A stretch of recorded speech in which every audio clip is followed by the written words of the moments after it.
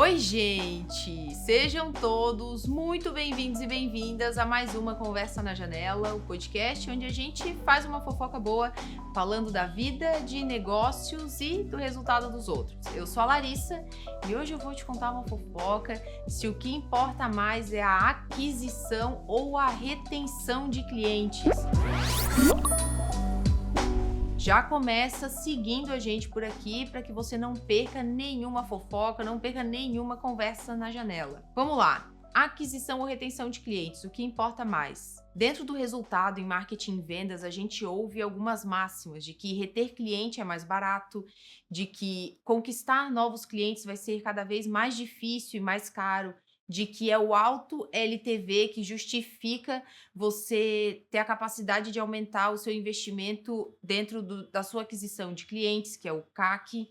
Então, eu vou falar um pouquinho sobre esses conceitos, sobre essas máximas, para a gente refletir aqui um pouquinho sobre insights para análise de aquisição e de retenção de clientes. Tem um livro que fala um pouco sobre a análise da lealdade dos clientes em relação às marcas. O livro é Como as Marcas Crescem.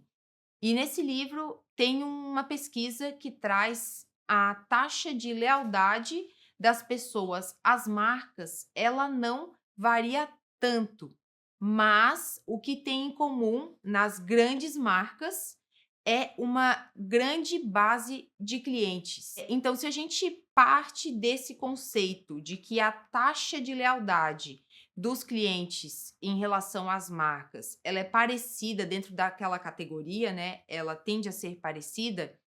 Se uma marca tem 12% de mercado e a outra tem 20% de mercado, a marca que tem 20% de mercado vai ter mais clientes comprando dela dentro do mesmo período. Então, quando a gente olha para aquisição e retenção de clientes, a retenção ela tende a ter um padrão dentro do mesmo segmento. Então, quanto aquele cliente compra de ti de novo? De quanto em quanto tempo? Ou por quanto tempo ele tende a ficar dentro da sua base? Dependendo se o teu negócio é produto, serviço, se é recorrência ou não. Essa análise, ela tende a ser parecida dentro do mesmo segmento. Então, para você analisar se a sua taxa de retenção está fazendo sentido, você precisa olhar do padrão do segmento onde você está. E eu fiz essa pergunta, eu trouxe esse podcast dessa pergunta, e eu trouxe esse tema para o podcast porque eu lancei essa pergunta lá no meu Instagram, se você não me segue, @LarissaJu, e massivamente as pessoas disseram que retenção importa mais do que aquisição. E é por isso que a gente está nessa conversa na janela falando sobre isso. E quando a gente fala de aquisição, a gente está falando sobre aumentar a nossa entrada, a nossa base de clientes. O aumento da aquisição, ela está muito mais no nosso controle. Porque quando a gente fala de fidelidade, os clientes vêm e vão por motivos que estão ou não no nosso controle. Vou trazer um exemplo aqui. Eu sou fiel à minha manicure, por exemplo.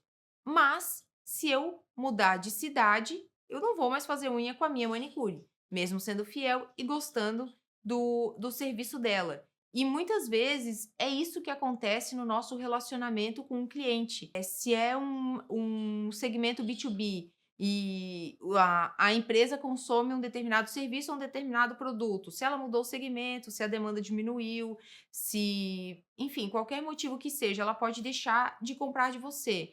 Se você tem uma loja física, ela se muda. Vai fazer sentido continuar comprando de você? Então, tem N fatores que mudam essa dinâmica da fidelidade do cliente. E dentro da categoria, você consegue entender qual é o padrão de recompra ou de retenção. Por exemplo, segmento imobiliário ou de automóveis. É diferente o padrão de compra, até mesmo dentro de estados, dentro de outros países, a gente consegue identificar um padrão diferente de lealdade, seja na recompra ou seja na retenção do cliente dentro daquela categoria. Então, quando você olha para aquisição ou para retenção, o seu investimento sempre tem que ser maior na aquisição de clientes do que na retenção. E aí você pode pensar, mas Larissa, como é que eu não vou cuidar do meu cliente? Como é que eu vou largar o meu cliente? E isso não é sobre você largar o seu cliente, mas é para você não se distrair em investimentos massivos na experiência e esquecer de atrair novos clientes ou de inserir novos pontos de contato para atração de clientes ou de se inserir em novos canais. A tua estratégia de retenção, ela tem que existir. E ela vai ser um ponto de atenção se você olhar para o segmento que você está e perceber que a sua taxa de fidelização ou que a quantidade de vezes que um cliente compra de você está muito abaixo do padrão de mercado. E aí você vai entender que tem oportunidades para você investir no seu relacionamento com o cliente para aumentar a retenção ou para fazer com que ele compre de novo. Ou mesmo criar um novo portfólio de produtos ou serviço para que faça sentido. Então, essa relação vai muito de analisar o padrão do segmento e de olhar também como é a sua entrega para esse cliente. Agora, a aquisição, você não pode tirar o olho da entrada de clientes dentro da sua base, porque todos nós estamos carregando um balde furado.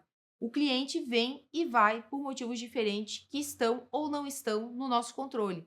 E por isso a gente precisa estar sempre atento com a entrada de novos clientes sempre dentro da nossa base. E para a gente estar sempre conectado com a entrada de novos clientes, isso exige estudo de mercado, comportamento de consumo dentro desse mercado, entender que fatores econômicos, enfim, podem interferir para que você possa continuar se adequando dentro de posicionamento de canais diferentes, ou criando novos produtos, ou criando novos serviços, para que isso justifique a entrada de novos clientes sempre dentro da sua base. No material de resumo desse podcast, que você encontra aqui no link da descrição, eu vou deixar um estudo sobre a participação das cervejas no mercado brasileiro. Isso traz um insight interessante para a gente, sobre a gente ter poucas marcas dentro do mercado, mas poucas grandes marcas, né? Mas com várias marcas diferentes presentes em segmentos diferentes. E por que isso? Porque o padrão de fidelização ou de consumo dentro do segmento, ele é parecido. Então, se você tem o mesmo produto dentro do segmento, dificilmente você vai ter a mesma capacidade de crescer dentro do mercado sem colocar novas entradas de produto ou serviço. E por isso que muitas vezes grandes marcas se juntam para abraçar novas fatias de mercado.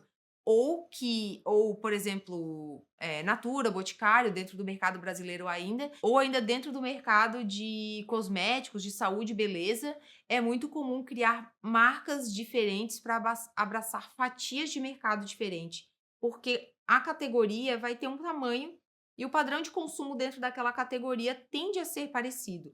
Para você continuar crescendo, você vai ter que abraçar novas fatias ou criar novos produtos, criar novas marcas, criar novos serviços para que você possa continuar expandindo. Um formato interessante também de você olhar para a retenção é você se inserir dentro da jornada do seu cliente. Então, se você já conhece o seu cliente, já entende o padrão dele de consumo, a necessidade dele, você pode se inserir com soluções diferentes antes desse momento ou mesmo depois desse momento. Se você sabe o que faz ele chegar até você e como ele sai, qual é a transformação que você entrega depois de utilizar o seu produto ou serviço, você também pode se inserir dentro desse próximo passo. Essa é uma forma de você aumentar a sua retenção por meio da aquisição, que é vender mais para o mesmo cliente com outros produtos e serviços. Porque se você olhar exclusivamente para a sua entrega do seu produto, do seu serviço, do jeito que ele está hoje, você provavelmente vai identificar um padrão de recompra ou de recorrência.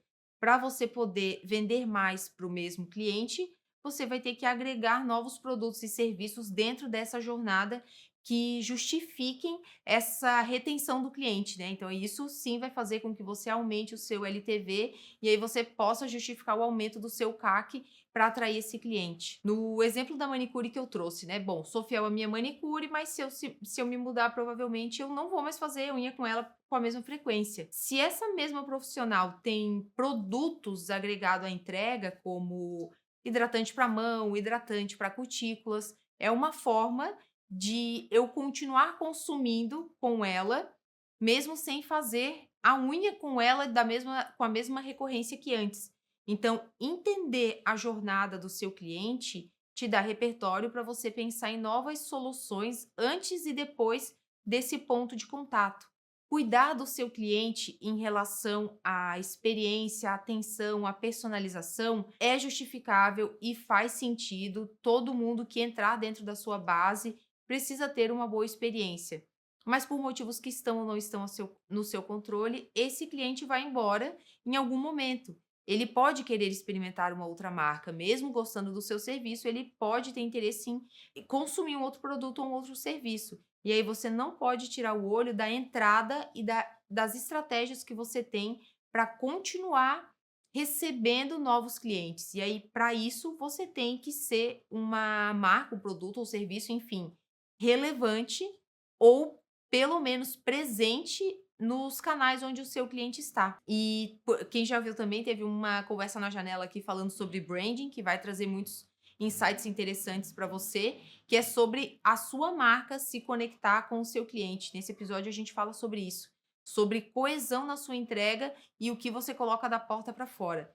Essa consciência sobre a jornada do seu cliente e sobre o seu valor, sobre o que você entrega, onde está a sua força, é o que te traz repertório para criar novos produtos e serviços nessa jornada do seu cliente. E aí sim a gente consegue ter na retenção uma estratégia de aquisição, porque o que a gente não pode tirar o olho é da aquisição. Independente do tamanho do seu negócio, a gente precisa sempre ter novos clientes entrando. Cuidar da retenção, cuidar do seu cliente, mas sem tirar o olho da entrada de novos na sua base. No resumo desse podcast, você vai encontrar um material de apoio onde você pode se aprofundar no assunto com novos estudos de mercado, com mais insights e com um resumo desse episódio. E a gente se vê na próxima Conversa na Janela. Tchau!